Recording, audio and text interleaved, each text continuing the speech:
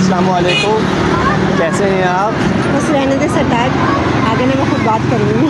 बहुत दिनों से ना हमारी वीडियो जो है वो फॉर यू पर नहीं जा रही, शायद कोई रीज़न है या क्या मसला है। तो फ़िलहाल तो ईद की छुट्टियां चल रही हैं, तो हम यही सोच रहे थे कि ईद की छुट्टियों के बाद फिर इंशाल्लाह अकाउंट अपना चेक करवाएंगे, या दीनी वीडियोज़ है, हमारी दीनी वीडियोज़ होती है, आप जानते हैं।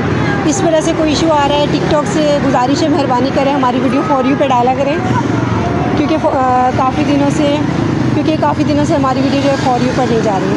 हम ना कहीं जा रहे थे, ट्रैवल कर रहे थे, तो हम एक जगह पर हमने स्टे किया। आप देखें तो काफ़ी लोग जो है वो यहाँ पे खड़े हुए हैं, और अगर कैमरा हमारा दिखाएं उस तरह इतना अच्छा भी है माशाल्लाह। सरताज, इसका क्या नाम है इस दरिया का?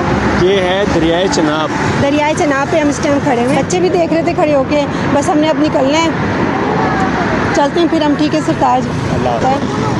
तब तक के लिए अल्लाह हाफ़िज़।